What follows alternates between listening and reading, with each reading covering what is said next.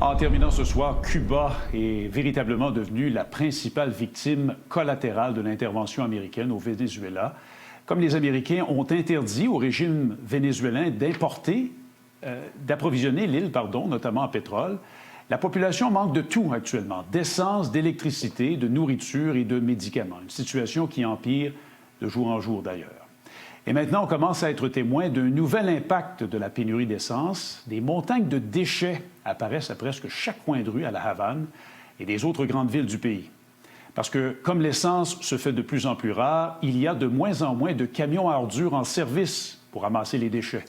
Au début du mois, il y avait plus de 44 pour l'ensemble du territoire de La Havane. On peut penser qu'il y en a moins aujourd'hui. Le Mexique était prêt à livrer du pétrole à Cuba, mais devant la menace de sanctions américaines, il a dû reculer. Le dernier espoir pour l'île, c'est la Russie, qui a promis des livraisons de brut sans toutefois donner de date.